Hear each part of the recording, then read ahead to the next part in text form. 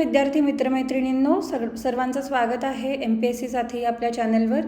चला तर बघूया 1 ऑक्टोबर 2022चे काही इम्पॉर्टंट करंट अफेअर्स. पहिला प्रश्न बघूया.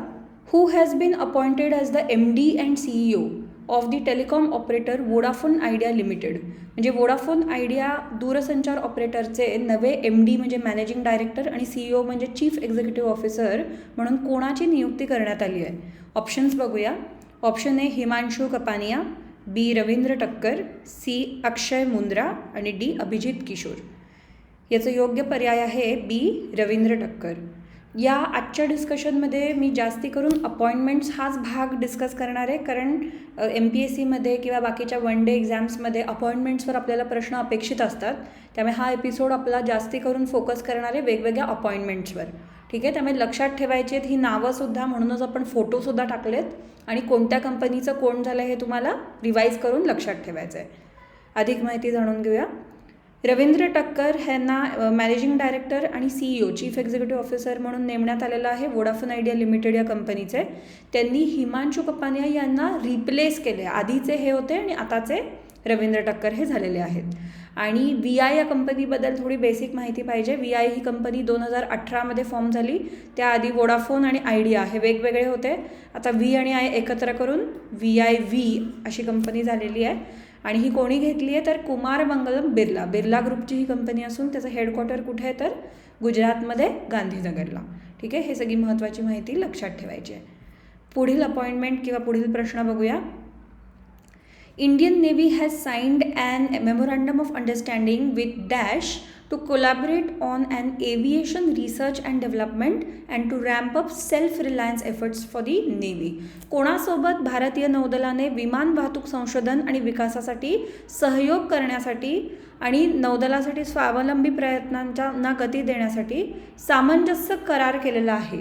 हा आपल्याला प्रश्न आहे. नेव्हीनी कोणाबरोबर करार केला आहे असा प्रश्न आहे. ऑप्शन्स बघूया. Indian Institute of Sciences Bangalore IISc Bangalore, Indian Institute of Technology म्हणजे IIT बॉम्बे, CSIR म्हणजे council of scientific and industrial research का Indian Institute of Technology Madras. योग्य उत्तर आहे IISc बेंगलोर. अधिक माहिती बघूया. तर आत्मनिर्भर भारत हा जो प्रयत्न आपण करतोय त्याच्या अंतर्गतच आता इंडियन नेव्ही आणि IISc बेंगलोर यांनी एकत्र येऊन इंडियन नेव्हीसाठीचे नवीन रिसर्च आणि एव्हिएशन रिसर्चमधल्या गोष्टी करायचा आता करार केलेला आहे. पुढील प्रश्न बघूया.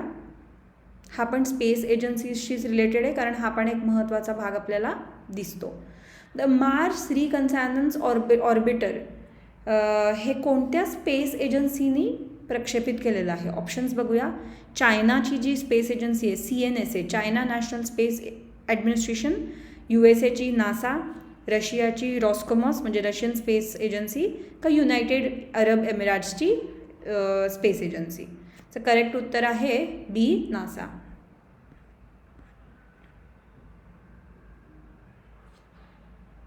मार्सवरचं मिशन करणारे मोजकेच देश आहेत. आपण सुद्धा केलेलं 2014मध्ये, ज्याला पण आपण मॉम म्हणतो, आणि तेही आपण सक्सेसफुली एकदम एक्झिक्यूट केलेलं मिशन होतं. आणि हे मिशन मार्सचं नासाने 2005मध्ये सुरू केलेलं आहे. ठीक आहे, आणि बाकी हे त्याचे डिटेल्स आहेत की क्युरिओसिटी रोवर, परसिव्हरन्स आणि इंजेन्युइटी हेलिकॉप्टर इत्यादी. पुढील प्रश्न पुन्हा एकदा अपॉइंटमेंट्सचाच आहे. कुठल्या कंपनीची अपॉइंटमेंट बघतोय आपण तर oil India limited. Oil India लिमिटेडचे चेअरमन आणि मॅनेजिंग डायरेक्टर म्हणून कोणाची नियुक्ती झालेली आहे? ऑप्शन्स बघूया. पंकज गोस्वामी, अजय साहू, पूजा सुरी का रणजित रथ. लक्षात ठेवायचं आहे नाव असल्यामुळे ऑप्शन D आहे रणजित रथ, इथे त्यांचा आपल्याला फोटो बघायला मिळतो आहे. रणजित रथ हे गेले 25 वर्षाहून अधिक काळ हे जिओ सायन्सेसमध्ये काम करणारे सायंटिस्ट आहेत. त्यामुळे योग्य अशी नियुक्ती करण्यात आली आहे. आणि ते आता नवीन जो पदभार त्यांनी घेतला आहे तो कशाचा घेतला आहे तर चेअरमन आणि MD ऑफ ऑइल इंडिया. ठीक आहे, ऑइल इंडियाबद्दल थोडीशी माहिती पाहिजे. It is the second largest public sector exploration company.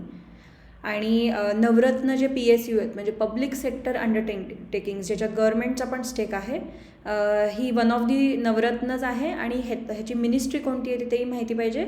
Ministry of petroleum and natural gas, ज्याला की आपण पेट्रोलियम आणि नैसर्गिक वायू मंत्रालय असं म्हणतो. पुढील प्रश्न बघूया, बँकेशी रिलेटेड काहीतरी आहे. अलीकडेच कोणत्या बँकेला best work places in Asia असा किताब दिलेला गेला आहे, ज्याला आपण म्हणतो की काम करण्याचे सर्वोत्तम ठिकाण. ठीक आहे, ऑप्शन्स बघूया. HDFC बँक की जी बरीच चर्चेची आहे सध्या बिझनेसमुळे, फेडरल बँक, ICICI बँक का कॅनरा बँक. तर याचं योग्य उत्तर आहे B, Federal Bank. Federal Bank 63rd position आली आहे त्याची best work places in India, आणि इंडियामधली एकमेव ही बँक आहे की जी या लिस्टमध्ये आली आहे. म्हणजे जागतिक क्रमवारीमध्ये 63rd जरी असलं तरी भारतातली ही एकमेव बँक ठरली आहे की ज्याचा नंबर या लिस्टमध्ये लागला आहे.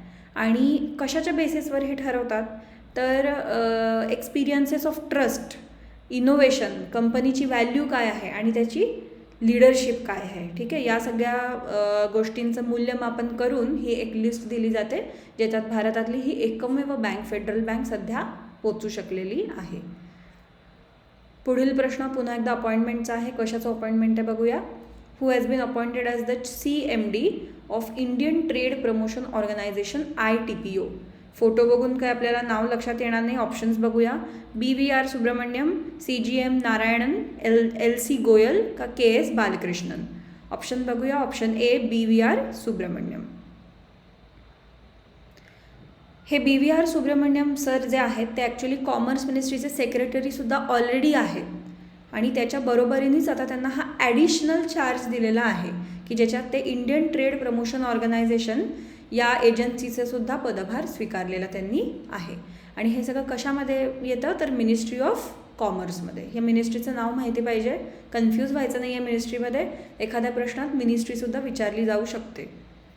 पुढील प्रश्न बघूया.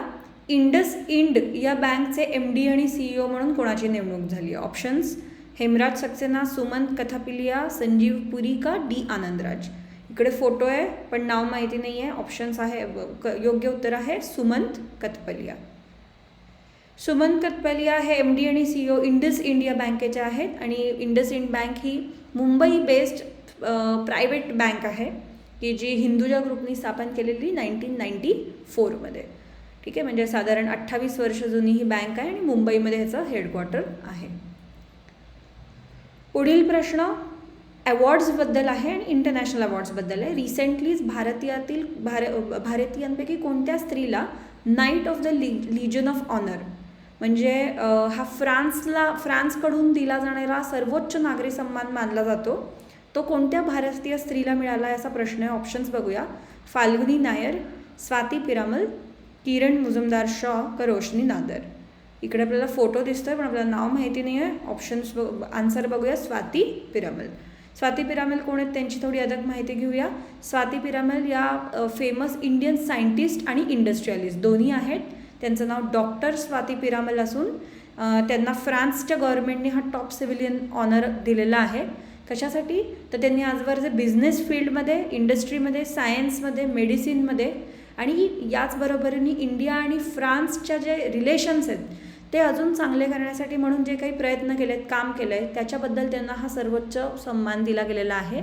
आणि या सन्मानाची खासियत अशी आहे की फक्त फ्रेंच लोकांना नाही तर जगातील कोणत्याही लोकांना हा सन्मान दिला जातो. आणि हा अतिशय जुना आहे, म्हणजे 1802 पासून दिला जातो हा. आणि हा सुरू कोणी केलेला तर नेपोलियन बोनापार्टेने त्यांनी सुरू केलेला हा अवॉर्ड आहे. बराच फेमस आहे. पुढचा प्रश्न जॉग्रफीवर बेस्ड आहे थोडाफार. रिसेंटली कोणत्या स्टेट गव्हर्नमेंटनी न्यूली बिल्ड स्टेट सेक्रेटरीएट, म्हणजे त्यांच्या स्टेट सेक्रेटरीएटला ऑफिसला डॉक्टर BR आंबेडकर यांचं नाव द्यायचं ठरवलेलं आहे. ऑप्शन्स बघूया. बंगाल, ओडिसा, तेलंगण का केरला. आता इथे मॅपवरून तुम्हाला उत्तर कळून जाईल. उत्तर आहे तेलंगणा. तेलंगणाचे जे चीफ मिनिस्टर आहेत C चंद्रशेखर राव, त्यांनी नुकतीच अशी अनाउन्समेंट केली की त्यांनी जे न्यूली बांधलेलं सेक्रेटरीएट कॉम्प्लेक्स आहेत तर त्यांना डॉक्टर BR आंबेडकरांचं नाव ते देणार असून father of the Indian constitution म्हणजे आपले आंबेडकर जे आहेत तर त्यांना सन्मान म्हणून हे त्यांनी स्टेप उचललेली आहे. लक्षात ठेवायचं आहे स्टेटचं पण नाव आणि चीफ मिनिस्टर यांचं पण नाव. तर हे होते आजचे काही महत्त्वाचे प्रश्न. तुम्ही हे रिवाईज करा, यातल्या अपॉइंटमेंट्सची नावं लक्षात ठेवा आणि रोजच्या रोज 5 ते 10 मिनटात ब्रेकमध्ये येता जाता कधीतरी ऐका MPSC साथी आणि त्याचे करंट अफेअर्स. आणि तुम्हाला अजूनही काही डिस्कशन्स हवे असतील तर तुम्ही कमेंटमध्ये आम्हाला सांगू शकता. एक सिरीज आम्ही लवकरच घेऊन येऊ तुमच्यासाठी. तोवर अभ्यास करत राहा. जय हिंद, जय महाराष्ट्र.